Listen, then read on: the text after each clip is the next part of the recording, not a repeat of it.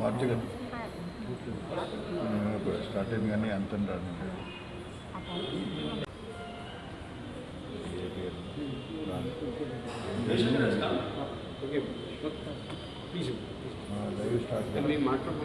వాళ్ళు బయట ఇస్తారంట పా ఎందుకు ఎంతసేపు తీసుకున్నా ఇదే విజువల్ కదా, అదే విజువలే కదా పదా చలో.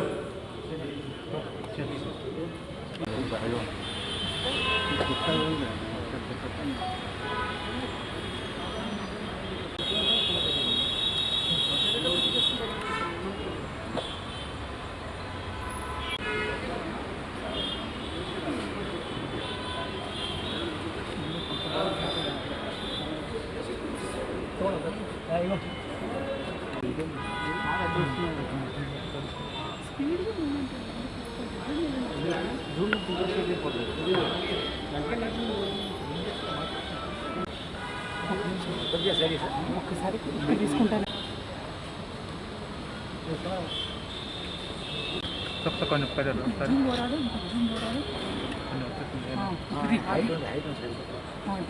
ఇప్పుడు రికార్డ్ చేయండి.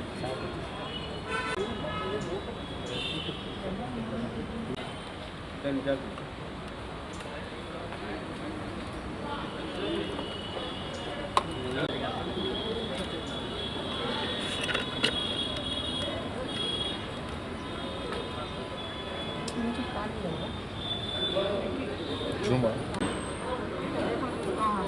Yes, very good.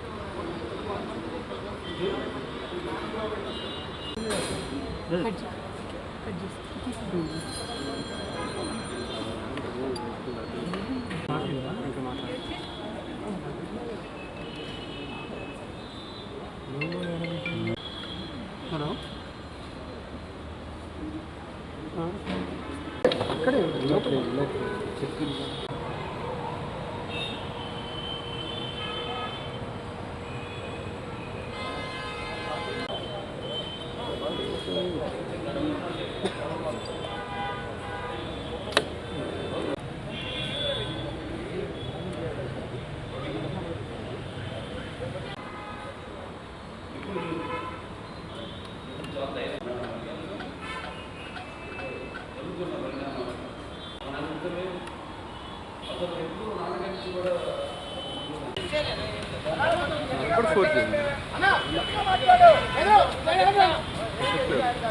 TDP link ఒకటి ఆర్ఎస్ కేసు లింక్ ఒకటి అది ఫాలో అప్ చేసుకుంటాం.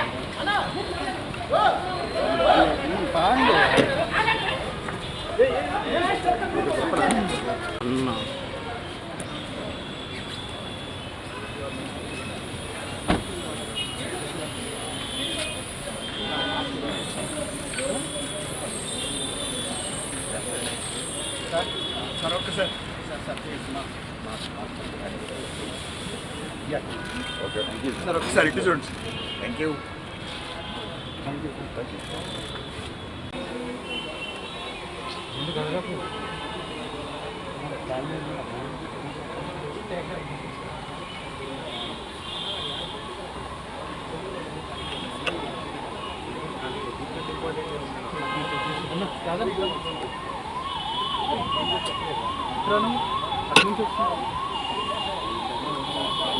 వచ్చి నాగరాజు ఏ లోగో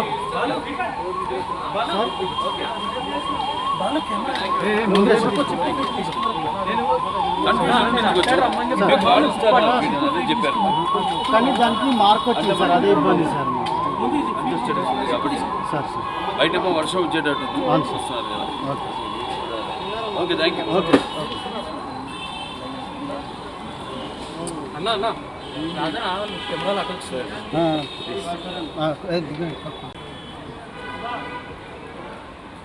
లోపల బయటకు వస్తారు, వాళ్ళకి పెట్టండి, బైక్ తీసుకురా.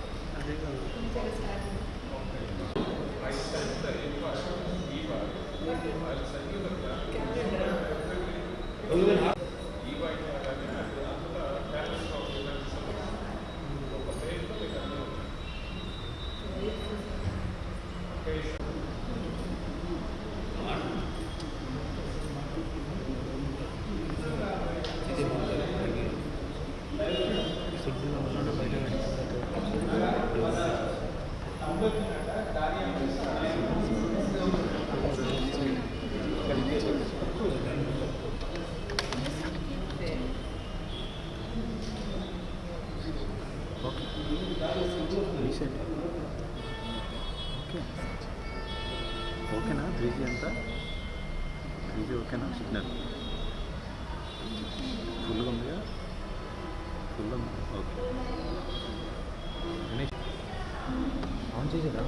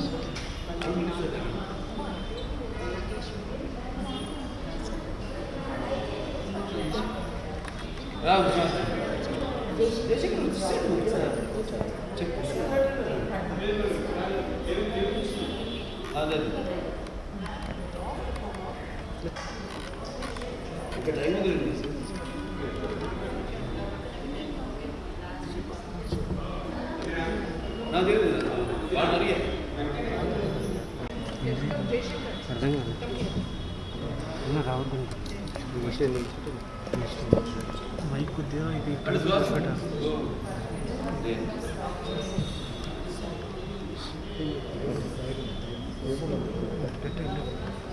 అన్న మైక్ పెట్టి హలో చెక్ పండు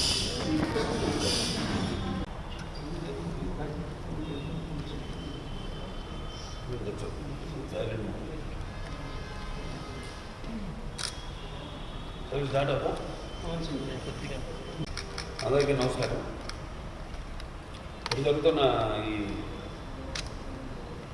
అసెంబ్లీ సమావేశాలు మొదటి రోజు జరిగిన పరిణామాలన్నీ కూడా అందరూ వీక్షించారు, అందరూ చూశారు.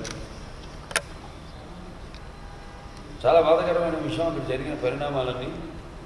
ఎందుకంటే ఒకటి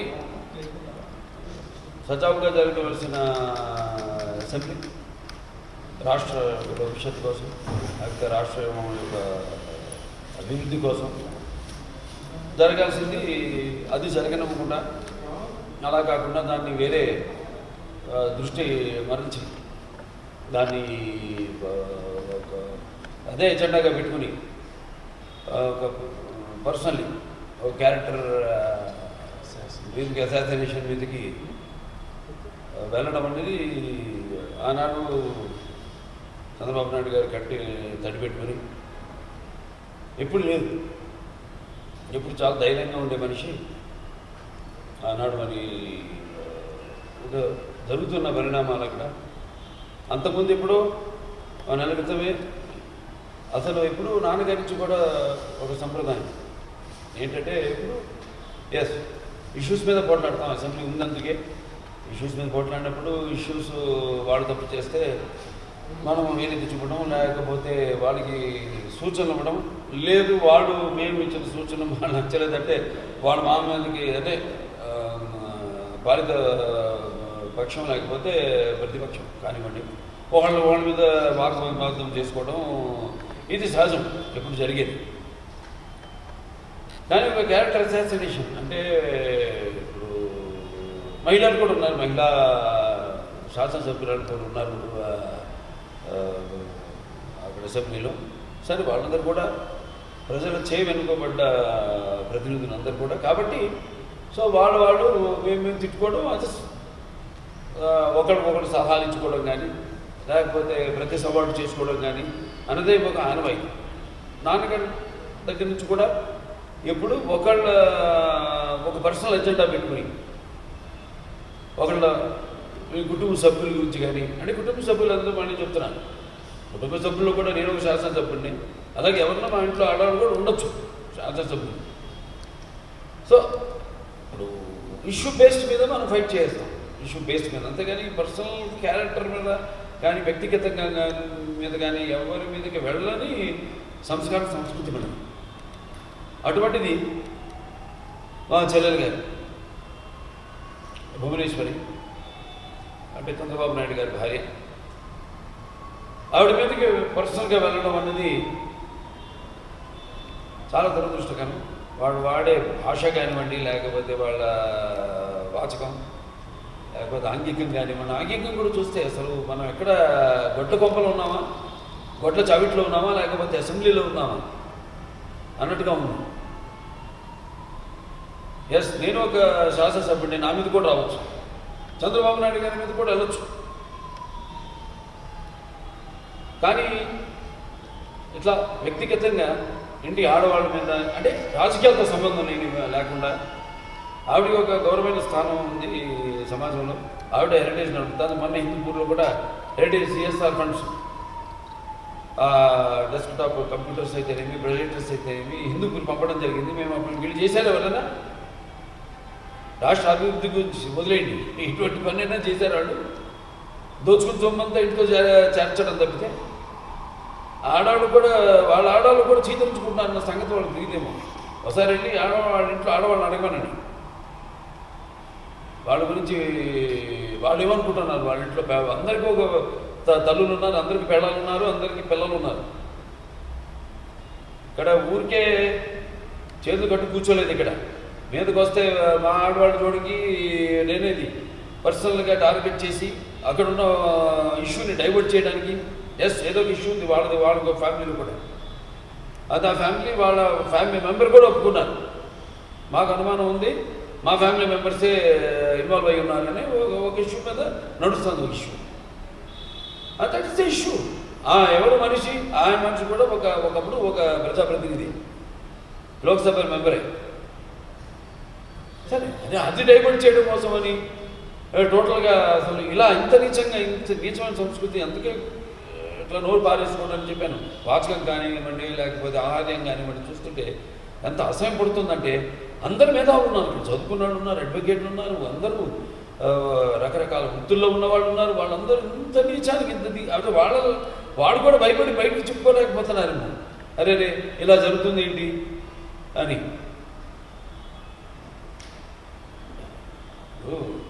అంతాగా నడవాలి, ఎస్ నడవాలంటే నేను చెప్పాను ఇష్యూ బేస్డ్ మీద కొట్టాట్లు జరుగుతాయి. స్పీకర్ ఉన్నాడు, స్పీకర్ కూడా అక్కడ సభాపతి గారు ఏం చేస్తారో నాకు అర్థం కాదు. సభని ఏకపక్షంగా అటు ప్రభుత్వ పక్షంగా నడపడం అనేది చాలా, ఇప్పుడే కాదు ఈ అసెంబ్లీ సెషన్లోనే కాదు, చాలా అసెంబ్లీ సెషన్స్లో ఇదివరకు జరిగిన అసెంబ్లీ సెషన్స్లో కూడా చూశాను. ఏకపక్షంగా సభను నడపడం. ఒక మనిషి సరే, ఒక కనీసం ఇవాళ రాష్ట్రం చూస్తున్నాం ఎటువంటి పరిస్థితుల్లో ఉందో. సో అటువంటి విషయాలు మాట్లాడుకోవాల్సింది పోయి మరి టోటల్గా దాన్ని డైవర్ట్ చేసేసి టోటల్గా పర్సనల్ ఇంటి ఆడవాళ్ళ మీదకి వచ్చి చాలా అంత అంటే ఇక వాళ్ళు మేము మా సంస్కృతి కాదు, మా సంస్కారం కాదు అనుకుంటూ మేము చేతులు ముడుచుకుని కూర్చోవడం కాదు. మనకి ఒక గుర్తింపు, మనకి ఒక గౌరవం, మనకి ఒక రాజకీయ చైతన్యం ఇచ్చారు రామారావు గారు. చంద్రబాబు నాయుడు గారు కూడా మూడు రాష్ట్రంగా ఉన్నప్పుడు ఎంతో డెవలప్ చేశారు. అటు ఆంధ్ర రాష్ట్రాన్ని 5 ఏళ్ళు ముఖ్యమంత్రిగా ఉన్నప్పుడు వెళ్ళారు. ఏం జరుగుతుందని ఇక్కడ పరిపాలన మంచి సలహాలు ఇస్తే తీసుకోరు. పెద్దానికి ఒక వంక దానికి వేరే ఒక ద్వంద్వం తీసుకోవడం, వేరే దాన్ని డైవర్ట్ చేయడం టాపిక్ని. ఇది మంచి సంస్కృతి కాదు. అది మంచి సంస్కృతి కాదని మీకు మేము హితోపదేశం చేయడం కాదండి. మీరు మనుషులు కాదు, మీరు మారరు. మీరు మారకపోతే మెడలు వచ్చి మారుస్తాం. ఏం కాదు, కుటుంబ సభ్యులే కాదు, ప్రజానికం, నా అభిమానులు అయితేనేమి, పార్టీ కార్యకర్తలు అయితేనేమి. మొన్న పార్టీ ఆఫీసు మన అక్కడ మంగళగిరిలో అటాక్ చేయడం జరిగింది. దాని ఏం జరిగినా కూడా ఎక్కడ ఎవరు దానికి ఏదో 4-5 ఎంచుకుని వాళ్ళ చేత ఇష్టానుసారంగా అసలు మాట్లాడని పదజాలాన్ని ఉపయోగించి అటు చంద్రబాబు నాయుడు గారి మీద కానీ ఆయన బాగా ఎంతో ఇంతకుముందే మేము అనుకున్నప్పుడు వద్దులే అన్నారు ఆయన. బట్ దానికి ఒక హద్దు ఉంటుంది. మనంతా మేమంతా కూడా పలుకున్నాం. ఇక జరిగిన దానికి ఉపేక్షించేది లేదు, ఇక ఆలస్యం చేసేది లేదు. ఇంకా ఎవడు నోరు తెరిచినా సరే ఇష్యూ మీద మాట్లాడాలి ఎదురుంటే. అంతేగాని ఇట్లా ఆడవాళ్ళ మీదకి, రాజకీయాలతో సంబంధం లేని వాళ్ళ మీదకి తీసుకొచ్చి అంటే మైండ్ గేమ్ ప్లే చేస్తున్నారు అనుకుంటున్నారు మీరు. అది శాశ్వతం కాదు, ఏది శాశ్వతం కాదు, పదవులైనా శాశ్వతం కాదు. ఇవాళ మీరు ఉండొచ్చు, ఇప్పుడు మీరున్నారు, ఇవాళ రేపు మేము ఉండొచ్చు. మళ్ళీ అదే మీ పరిపాలన ఎలా ఉందో చూస్తున్నారు జనం. సో ఆ పరిపాలన బట్టి వాళ్ళకి తెలిసిపోయింది. భయపడు మీరు ఎలా వ్యవస్థలన్నింటినీ నిర్వీర్యం చేసేసి ఎలా మీ గుప్పిట్లో అందరినీ మీ దాసుల్లాగా అసలు చూస్తున్నారు. వాటి జీతాలు కూడా ప్రభుత్వ ఉద్యోగులు కూడా జీతాలకు ఇవ్వలేని పరిస్థితి అంటే రాష్ట్ర ఆర్థిక పరిస్థితి గురించి మాట్లాడలేదు. ఆర్థిక పరిస్థితి అప్పుడు చంద్రబాబు నాయుడు గారు ఉన్నప్పుడు దానికి ఎలా ఆర్థికంగా బలోపేతం చేయాలి రాష్ట్రాన్ని, దానికి ప్రణాళిక రూపొందించి ఆయన ఏది ఎవరికి లోటు రాకుండా అన్ని వర్గాల వాళ్ళకి, అన్ని కులాల వారికి, అన్ని మతాల వారికి అన్ని వస్తువులు కల్పించిన అంత అనుభవజ్ఞుడు, అంత అనుభవం ఉన్న నాయకుడు ఆయన, అంత ముందు చూపున్న నాయకుడు. సరే కానీ మీకు అధికారం వచ్చింది, ఓకే, దానికి మీరు చెప్పినట్టు అసెంబ్లీ ఉంది, అసెంబ్లీలో పోరాడతాము, మీకు అబ్సల్యూట్ మెజారిటీ వచ్చింది. అంతేగాని దాంతో మీరు వెర్రవీగి ఇష్టం వచ్చినట్టు మాట్లాడితే మాత్రం సహించేది లేదు. ఇక జాగ్రత్తగా ఉండండి, మీ నోరు అదుపులో పెట్టుకుని మాట్లాడండి. ఇక ముందు నుంచి ఎప్పుడన్నా ఇక చంద్రబాబు నాయుడు గారి అనుమతి మాకు అవసరం లేదు. ఎందుకంటే ఇంతకుముందు మేము కూడా సహనం పాటించామంటే అది ఆయన వల్ల, ఆయన ఇచ్చే మీకిచ్చే గౌరవం వల్ల. ఎందుకంటే మీరు ప్రజాప్రతినిధులు అన్నప్పుడు మీరు ప్రజలు ఎన్నుకోబడ్డారు కాబట్టి, వాళ్ళ అవసరాలు తీర్చేవాడు కాబట్టి మీకు మంచి సలహాలు ఇస్తే వాళ్ళ అవసరాలు తీరుతాయి, మనకి కావాల్సినవన్నీ సదుపాయాలు సమకూరుతాయి అన్న దాంతో ఆయన ఆ పెద్దరికో ఆయనకున్న అనుభవంతో మీకు ఒక పెద్దరికాన్ని అంటగట్టారు. అది మర్చిపోకండి. ఇదే నా హెచ్చరిక. ప్రజల తరఫు నుంచి అయితేనేమి, పార్టీ కార్యకర్తల తరఫు నుంచి అయితేనేమి, నా అభిమానుల తరఫు నుంచి అయితేనేమి, మా కుటుంబం తరఫు నుంచి అయితేనేమి, ఇదే నా హెచ్చరిక. మళ్ళీ ఇటువంటి నీచ నికృష్ట పాపిష్ట కల్పష్ట భూయిష్టమైన పదాలు వాడారంటే మాత్రం ఇక సహించలేదే లేదు. ఒక్కొక్కళ్ళ భర్తం ఖబర్దార్. దేనికైనా ఒక హద్దు ఉంటుంది. నేను ఉంటాం, అందరం కలుసుకుంటాం, తిట్టుకుంటాం అసెంబ్లీలో. నేను ఒక ప్రజాప్రతినిధి, మళ్ళీ బయటకు వచ్చుకుని మాట్లాడుకుంటాం. ఎస్, అట్లా ఉండాలి. కానీ ఒక ఆరోగ్యవంతమైన ఒక వాతావరణం ఉండాలి. కానీ ఇలా ఏదో మేమే కదా, మీరు ప్రతిపక్షంలో అనుకున్న మా దగ్గరికి వచ్చి మేము పని చేసి పెట్టలేదు. నేను అడగలా, నేనే నా హిందూపూర్కి సంబంధించిన పనులు ఏమంటే నేను అడుగుతాను, అడిగి చేయించుకుంటాం, వెంట పడతాం. ఎందుకంటే మీరు ఇప్పుడు రూలింగ్లో ఉన్నారు కాబట్టి రూలింగ్లో ఉన్నారనే కానీ మేము రూలింగ్లో ఉన్నా ఒక ప్రజాప్రతినిధిగానే వెళ్తాను తప్పితే ఒక రామారావు అబ్బాయినో చంద్రబాబు నాయుడు గారి బావమర్దినో లేకపోతే చంద్రబాబు నాయుడు గారి బియ్యంకుండను అది ఎప్పుడు నేను అలా ప్రవర్తించలేదు. అసలు అది మా సంస్కృతి కూడా కాదు, తెలుగుదేశం సంస్కృతి. జాగ్రత్తగా ఉండండి, మీరు ఏం మాట్లాడినా కొంచెం ఆలోచించుకుని మాట్లాడి మర్యాద ఇచ్చి పుచ్చుకోండి. ఇదే నా హెచ్చరిక మీకు అందరికీ. ఒకవేళ మళ్ళీ ఏదైనా మాట్లాడితే మాత్రం ఇక మీరు అడ్డం పెట్టుకున్న ఇది చేసిన వ్యవస్థలు కానీ ఏవి మాకు అడ్డుకోవడాలు కావు వాటిలన్నింటినీ బద్దలు కొట్టుకొచ్చి మిమ్మల్ని మీకు గుణపాఠం చెప్తాం. ఖబర్దార్.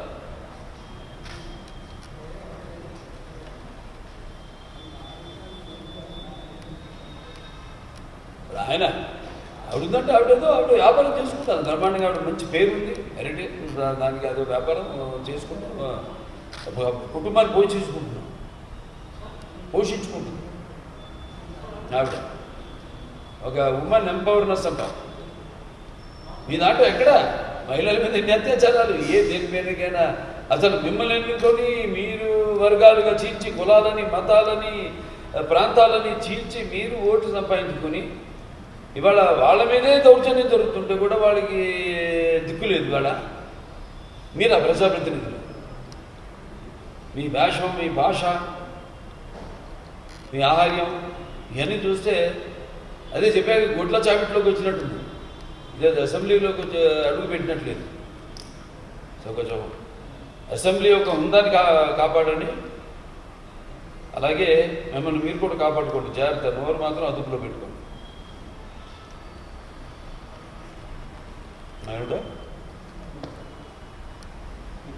అందరికీ నమస్కారం.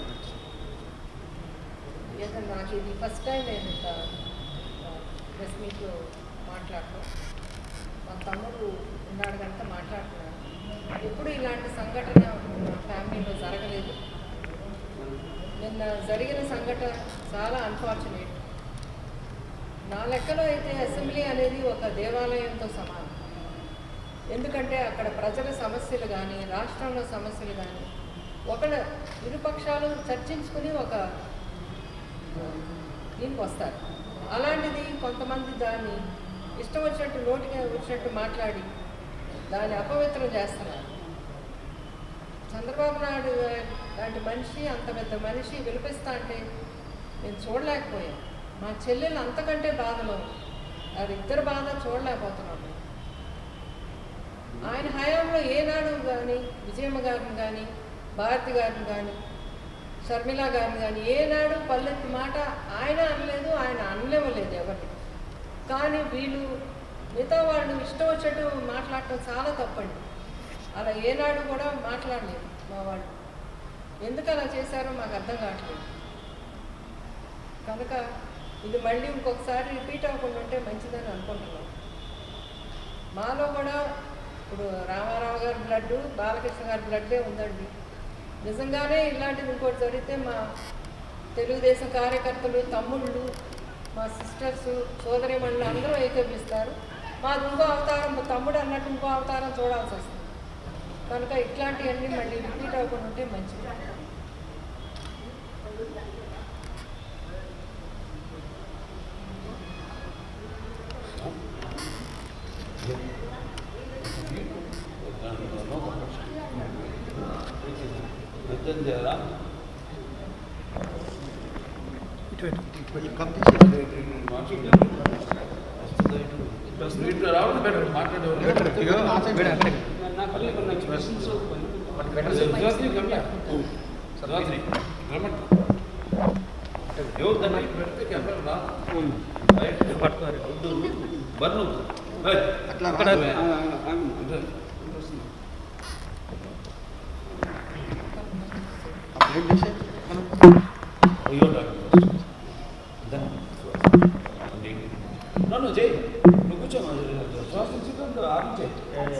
అదే ఉంది సరే సరే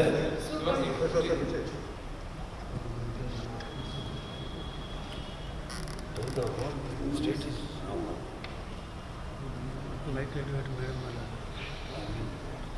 మా voice okay okay sir okay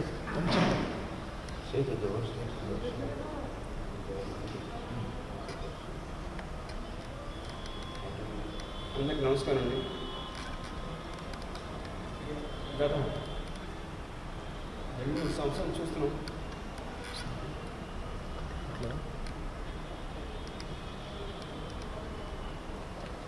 రాజకీయ పరిణామాలు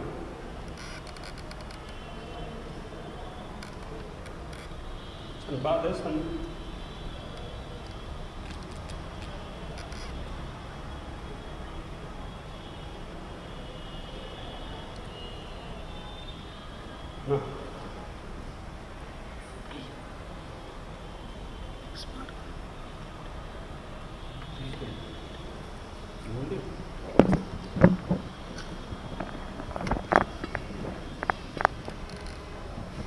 మా నందమూరి మా దేవాలయం లాంటి నందమూరి కుటుంబం మీదకి రావడం మేము సహించాం, ఊరుకోం.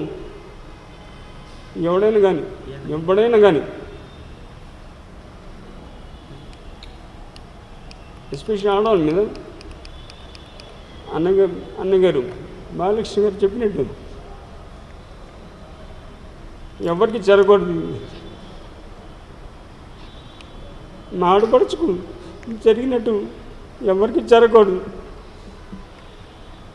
పేర్లు తీసుకురావాల్సి వస్తుంది, తప్పట్లేదు. సిచ్యువేషన్ అట్టా ఉంది. మరి నానిక, వంశిక, అంబటి రాంబాబు, ఒరే ద్వారపుడి చంద్రశేఖర్ రెడ్డి జాగ్రత్త, ఇది హెచ్చరిక కాదు. అన్నగారు అన్నట్టు, మాకు పెద్దగా అన్నట్టు మీరు హద్దు మీరిపోయారు. ఇక మీదైనా మీరు జాగ్రత్తగా ఉండండి. మీ భవిష్యత్తు అటు మీకే తెలియదేమో. మీ ఇంట్లో పిల్లలు ఉన్నారు, ఆడపిల్లలు ఉన్నారు. మీ గురించి ఏమనుకుంటారు ఒకసారి మీ వెనక్కి తిరిగి చూసుకోండి.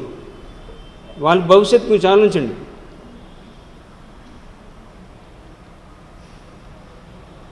మీరు చాలా బాధపడుతున్నారు ఇక్కడ.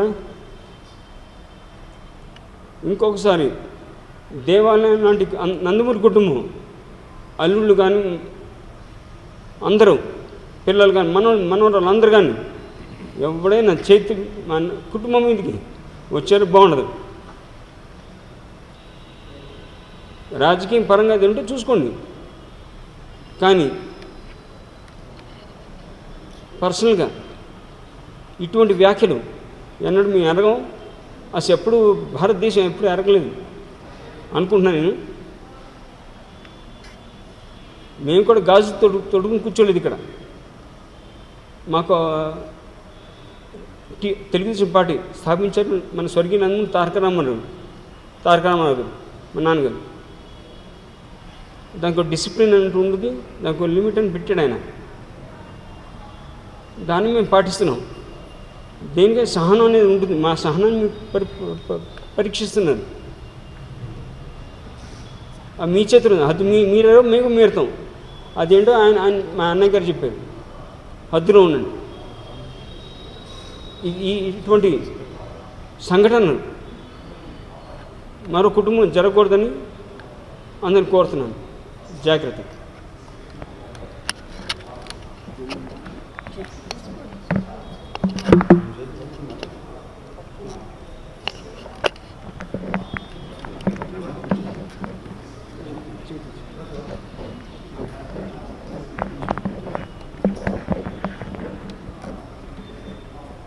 అందరికీ నమస్కారం.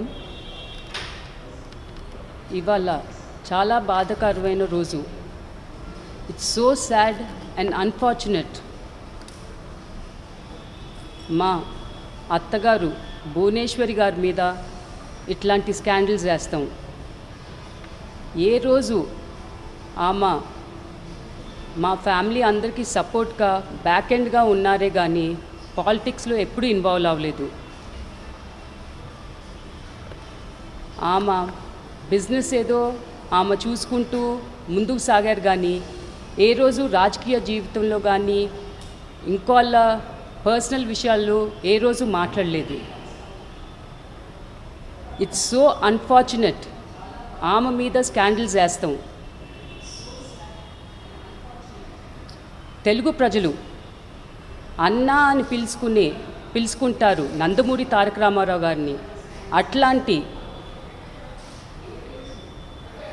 ఆడపిల్ల గురించి మాట్లాడటం చాలా బాధాకరంగా ఉంది. రాజకీయ నాయకుల మధ్య ఉండాలి, కానీ ఫ్యామిలీ విషయంలో ఫ్యామిలీ మహిళల మీద కానీ ఫ్యామిలీ మెంబర్స్ మీద కానీ మాట్లాడకూడదు. పాలిటిక్స్ ఎప్పుడన్నా పొలిటీషియన్స్ మధ్యలో we should fight. It can be till the core. మనం ఎంతన్నా వాదించుకోవచ్చు, ఎంతన్నా విభేదాలు ఉండొచ్చు, బట్ ఫ్యామిలీ అనేది it's a different part. Family మెంబర్స్ని ఎప్పుడు తీసుకొని రాకూడదు రాజకీయంలోకి. ఇది చాలా బాధాకరంగా ఉంది. అసలు it should be condemned by all the people. ప్రజలందరూ, తెలుగు వారందరూ కండెమ్ చేయాల్సిన రోజు.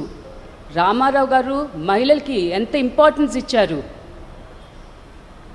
అట్లాంటి మహిళల గురించి, మహిళలు కాదు ఆయన కూతురు గురించి ఇట్లా మాట్లాడటం చాలా బాధాకరంగా ఉంది. అందరికీ నమస్కారాలు.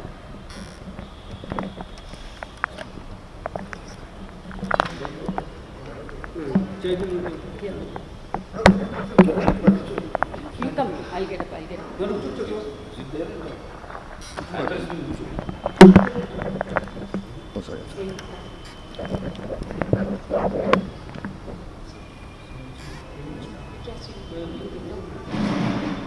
ముందుగా ఇక్కడికి మీడియా ప్రతినిధులు చేసినందుకు నాకు అందరికీ పేరు పేరున హృదయపూర్వక నమస్కారాలు. నిన్న చూశాను టీవీలో మాయా అప్సెట్ అయిపోయారు, చాలా బాధపడిపోయారు.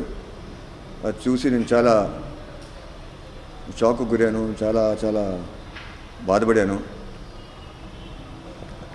అండ్ అన్ఫార్చునేట్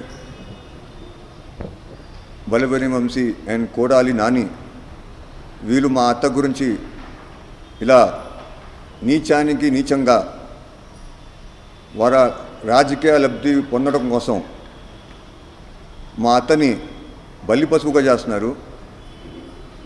ఇది చాలా చాలా దురదృష్టకరం. నేను దీన్ని చాలా తీవ్రంగా ఖండిస్తున్నాను.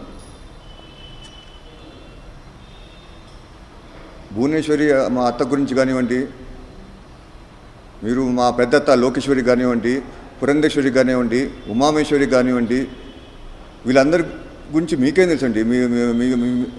మీ అందరికీ ఏం తెలుసు వీళ్ళ గురించి?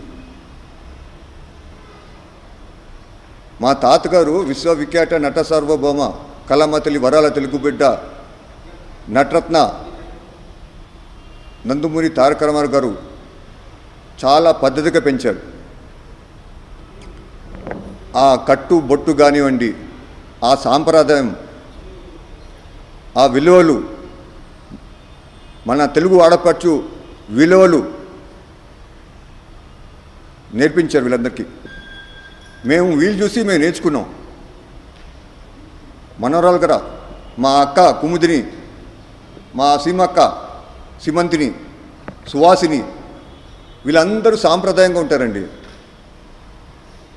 వీళ్ళు వాళ్ళతో తిరగటం కానీ, మందు వేసుకుని తాగేసి పొడకటం కానీ ఇలా ఏమీ చేయలే, ఎప్పుడు చేయలే. పద్ధతిగా పెంచారు. మా తాతగారితో పాటు ఇంకో ముఖ్యమైన మనిషి గురించి చెప్పాలి. అది మా నాయనమ్మ బసవ తారకరం. ఒక పద్ధతిగా పెంచారు అందరినీ. మేము వాళ్ళు చూసి నేర్చుకున్నాం. మా అమ్మ, మా నాన్న, మా అత్తల్ని చూసి మేము నేర్చుకున్నాం. వాళ్ళు ఎప్పుడు ఇగోగా ఎప్పుడు బిహేవ్ చేయలేదు, ఎవరితో ఇగోగా బిహేవ్ చేయలేదు. వచ్చిన వాళ్ళందరినీ సాంప్రదాయంగా గౌరవంతో సింపుల్గా ఉంటారండి. వాళ్ళు సింపుల్గా, వాళ్ళు కట్టుబడి చూడండి, నగలు గిగులు ఏమీ ఉండవు, సింపుల్గా ఉంటారు. వాళ్ళు చాలా చక్కగా మాట్లాడతారు. అభిమానులతో కానివ్వండి, ఎవరైనా కానివ్వండి, ఇండస్ట్రీలో వాళ్ళు కానివ్వండి, పెద్ద పెద్ద నాయకులు కానివ్వండి చాలా రెస్పెక్ట్ఫుల్గా మాట్లాడతారు. అలాంటి మా అత్త భువనేశ్వరి గురించి కానివ్వండి ఇష్టం వచ్చినట్టు మాట్లాడారు.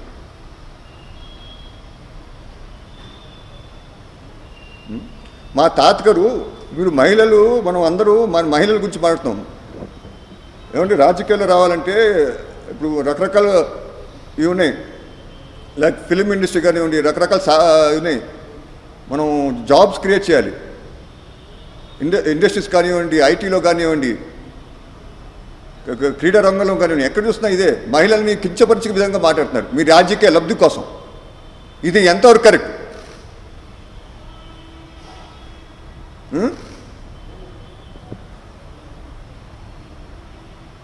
మా తాతగారు మహిళల గురించి చాలా ఇంపార్టెన్స్ ఇచ్చేవారు, చాలా విలువలు ఇచ్చేవారు. వాళ్ళు చాలా ఇంపార్టెన్స్ ఇచ్చేవారు. మా తాతగారు సినీ రంగం నుంచి మనం ఎప్పటి నుంచో చూసుకుంటే సినీ రంగంలో ఉన్నప్పుడు మా తాతగారు వరకట్నం పేరు మీద ఒక సినిమా చేశారండి మహిళల కోసం.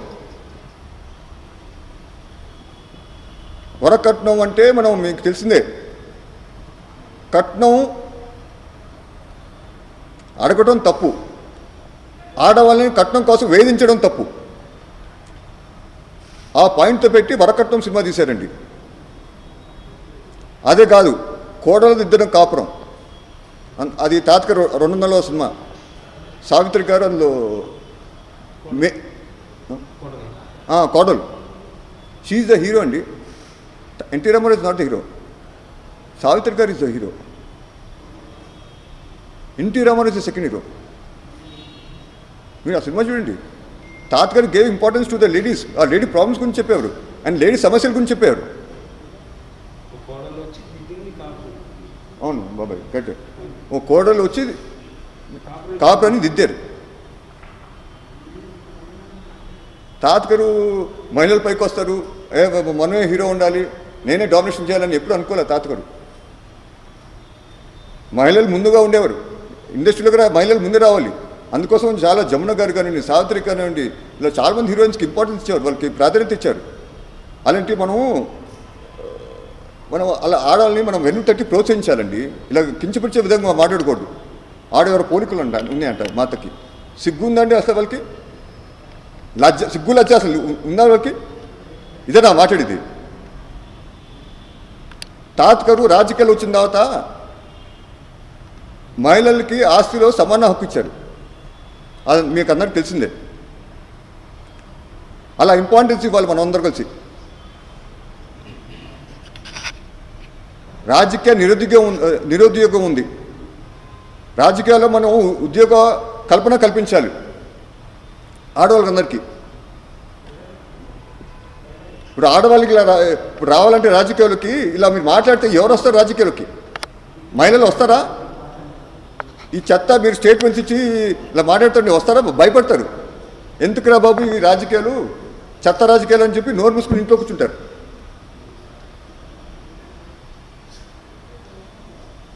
అదే కాదు, మీరు మా తాతగారి తర్వాత చంద్రబాబు నాయుడు మాయ డ్వాక్రా గ్రూపులు తీసుకొచ్చారు. అది ఎవరి కోసం?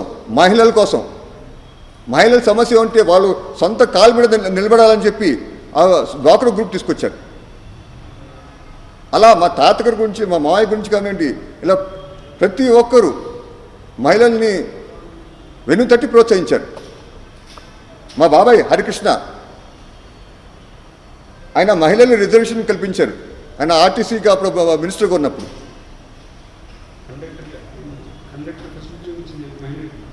కండక్టర్ ఫస్ట్ ఉద్యోగం ఇప్పించింది ఒక మహిళకి.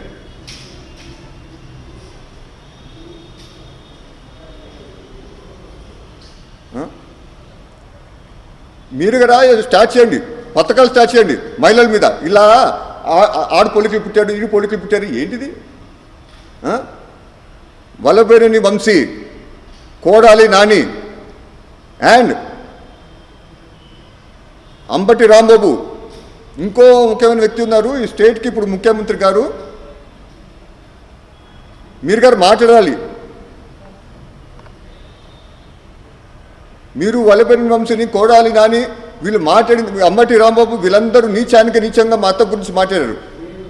అంతేకాదు సామాన్య మహిళల గురించి కూడా మంచి కించపరిచే విధంగా మాట్లాడుతున్నారు. ఇది చాలా తప్పు. మీ నుంచి డిమాండ్ చేస్తున్నాం, మీ నుంచి మేము స్టేట్మెంట్ కోరుతున్నాం.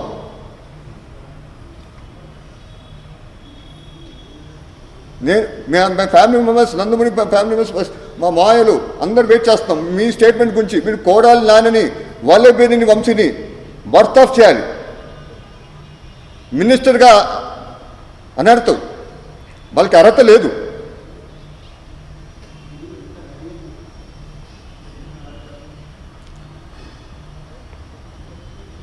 మీరు కూడా క్షమాపణ చెప్పాలి ఇలా జరిగినందుకు. మీ మీడియా సమావేశం కోసం మేము ఎదురు చూస్తున్నాం. నేను ఇక్కడ చేసిన మీడియా ప్రతినిధులకి నా ధన్యవాదాలు. Thank you.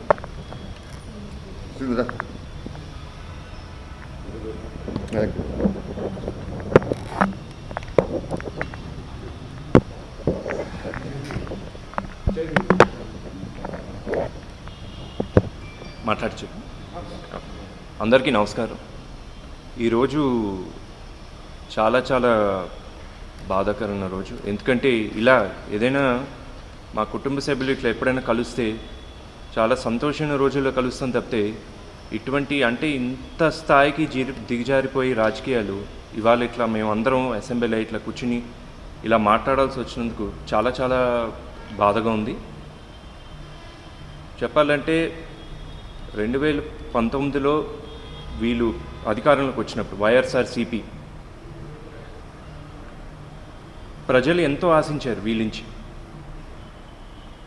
ఆంధ్రప్రదేశ్ని ఇంకా ముందుకు తీసుకెళ్తారని, అభివృద్ధి పరుగులు తీసి పెడతారని చెప్పి ఎంతో అనుకున్నారు.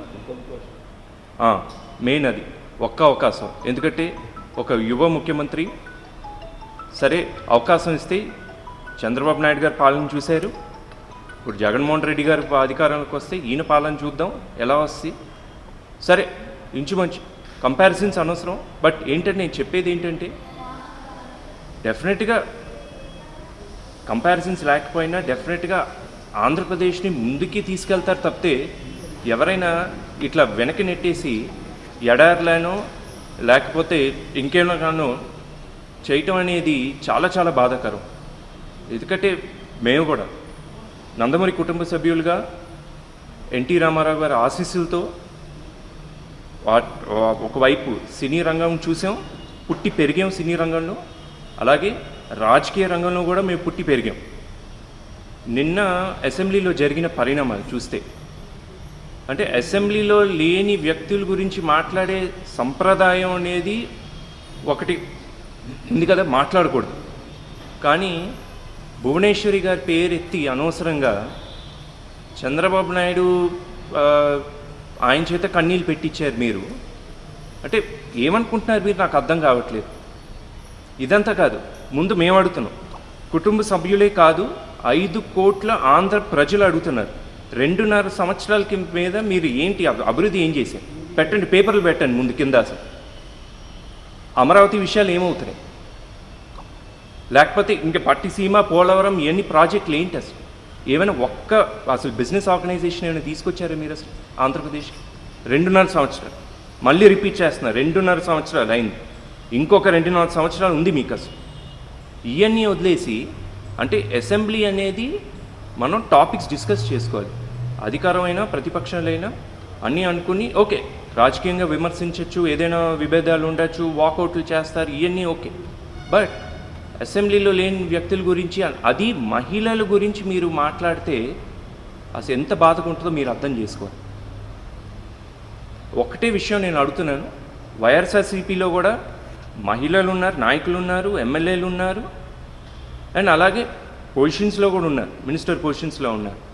అంటే మీ పార్టీ నేతలు నాయకులు ఇట్లా మాట్లాడుతూ ఉంటే మీ పార్టీలో మహిళలకి ఇచ్చే గౌరవం ఏంటో మాకు అర్థమైపోయింది. మేమే కాదు, నందమూరి కుటుంబ సభ్యులే కాదు, 5 కోట్ల ఆంధ్ర ప్రజలు ఏమనుకుంటున్నారో ఇవాళ అందరికీ అర్థమైపోయింది. వాళ్ళ సంస్కారం అది మెయిన్. ఎందుకంటే మేము ఇట్లా హెచ్చరిస్తాం, ఇవన్నీ కూడా అనవసరం. ఎందుకంటే మీరు ఆ స్టేజ్ దాటిపోయారు. మీరు చెప్పినా ఇంకా మర్యాదగా మేము చెప్తున్నాం. కొడాలి నాని గారు, అంబాటి రాంబాబు గారు, లేకపోతే మహిళ నేత రోజా గారు, మేము ఇంకా మర్యాదగా సంబోధిస్తాం. ఎందుకంటే మీరు ఇష్టం వచ్చినట్టు అట్టందిడ్డంగా మాట్లాడుతూ ఉంటే మేము అసలు కుటుంబ సభ్యులుగా మీకు అర్థం కావట్లేదు. అసలు నిన్న అసలు మా పరిస్థితి ఏంటి, అసలు కుటుంబ సభ్యులు మేము ఎంత బాధపడ్డాం. ఎందుకంటే అసలు నారా భువనేశ్వరి గారు ఒకవైపు కుటుంబ బాధ్యులతో కాకుండా రాజకీయ పరంగా కూడా, అంటే ముందు ఉండకుండా వెనక్కి చంద్రబాబు నాయుడు గారికి ఒక బ్యాక్ బోన్గా ఎంత సపోర్ట్ ఇస్తున్నారో అసలు మీకేం అర్థం అవుతుంది చెప్పండి. ఎందుకంటే మీరు ఎప్పుడు కూడా అసలు మహిళలకు గౌరవం ఇవ్వరు కదా, అసలు మీకు అర్థం కాదు ఆ విషయాలు. అదే చెప్పి మరొకసారి హెచ్చరిస్తున్నాం, నందమూరి తారక రామారావు గారి వారసులుగా, అలాగే తెలుగుదేశం పార్టీ అనేది ఒక పార్టీ మాత్రమే కాదు, అది ఒక పెద్ద కుటుంబం. చంద్రబాబు నాయుడు గారు ఎంతో క్రమశిక్షణగా, ఆయన ఎంతో ఉందాతనంగా పార్టీని నడిపించారు. 14 ఏళ్ళు ముఖ్యమంత్రిగా చేశారు. ఒక పక్క తెలంగాణలో మన అభివృద్ధి చూసాం, గత 5 ఏళ్ళు ఆంధ్రప్రదేశ్లో ఏం జరిగిందో చూసాం. అన్నీ చూస్తున్నారు, ప్రజలు గమనిస్తున్నారు. ఇవాళ మీ టైం నడవచ్చు సరే, మీరు సిగ్గు లేకుండా చంద్రబాబు నాయుడు గారు తెలుగుదేశం పార్టీ కట్టించిన అసెంబ్లీలోనే కూర్చొని మాట్లాడుతున్నారు కదండి. అది గుర్తుపెట్టుకోండి ముందు అసలు మీరు మాట్లాడేది. మరొక్కసారి వైఎస్ఆర్సీపీ నాయకులకి, నేతలకి అందరికీ హెచ్చరిస్తున్నాం, దయచేసి ఇక్కడైనా ఇటువంటి చీప్ పాలిటిక్స్ మానుకోండి. దయచేసి ఎవరిని కూడా వ్యక్తిగతంగా మీరు విమర్శించమాకండి. అది ముఖ్యంగా మహిళల మీద. అది మీ స్థాయి ఏంటో మీకే వదిలేస్తున్నాం, మీ విజ్ఞప్తిగా వదిలేస్తున్నాం అసలు.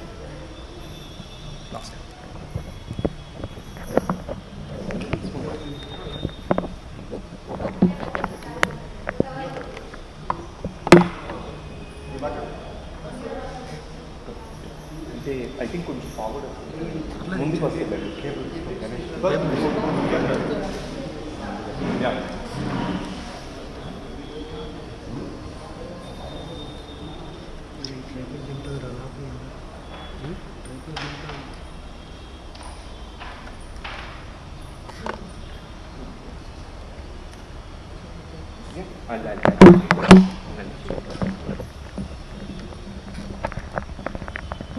నమస్కారం అండి.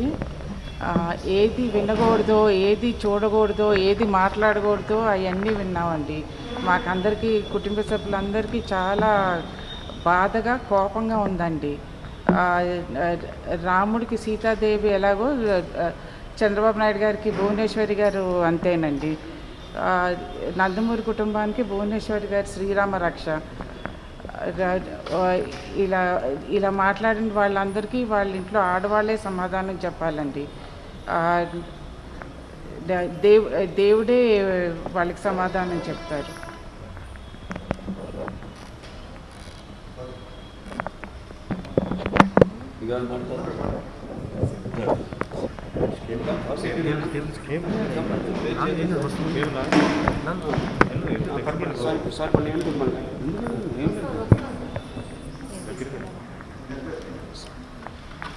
చరిత్ర చెబుద్ది.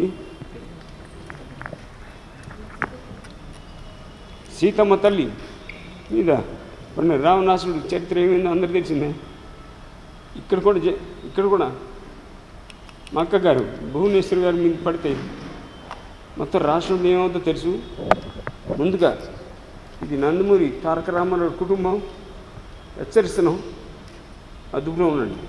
ఇక్కడ వచ్చి మీడియా ప్రతినిధికి, విలేకరులందరికీ హృదయపూర్వక నమస్కారం తెలియజేస్తున్నాను.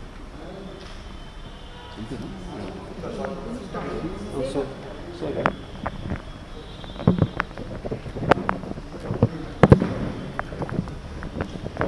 నమస్కారం అండి. నేను చెప్పేది ఏం లేదు. బేసిక్లీ ఎథిక్స్ లేని వాళ్ళు మాట్లాడే పనులన్నీ ఇవన్నీ, ఈ మాటలు ఇవన్నీ ముందు వాళ్ళ భార్య పిల్లలు తను ఎలా టాలరేట్ చేస్తున్నారో అర్థం కాదు. వాళ్ళ కాన్షియస్ వాళ్ళకి తెలుసు. అండ్ ప్రజలందరూ ఏం పిచ్చోళ్ళు కాదు. బేసిక్ వాళ్ళు ముందుకు రావాలని ఉంది. అవుట్ ఆఫ్ ఫియర్ బతుకుతున్నారు, ఆర్ అవుట్ ఆఫ్ ఫియర్ చస్తున్నారు. ఫియర్ అనేది పోతే దిక్కుదివడం లేకుండా తయారవుతారు. ఇటు మా నందమూరి కుటుంబంలో మా బాబాయ్లందరూ ఉమెన్కి ఫస్ట్ ప్రయారిటీ ఇస్తారు. సేమ్ వే నేను వెళ్ళినట్టు కామనేని కుటుంబంలో మా మామయ్య గారు సూర్యనారాయణ గారు, ఆయన అంతే, అందరికీ ఫస్ట్ ప్రయారిటీ ఇస్తారు. ఎథిక్స్ లేని వాళ్ళు మాట్లాడేది ఇది, చేతగాని వాళ్ళ పని ఇయే. బేసిక్లీ తన బేస్ మర్చిపోమాకండి. ముందు ఎలా వచ్చాడో, టికెట్ ఎలా ఇప్పించుకున్నాడో అది మర్చిపోమాకండి. Thank you.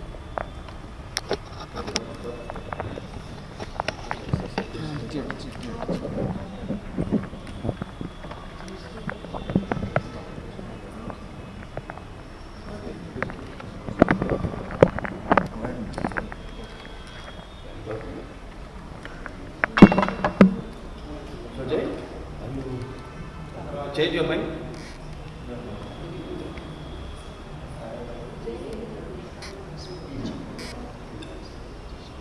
అంతేనా?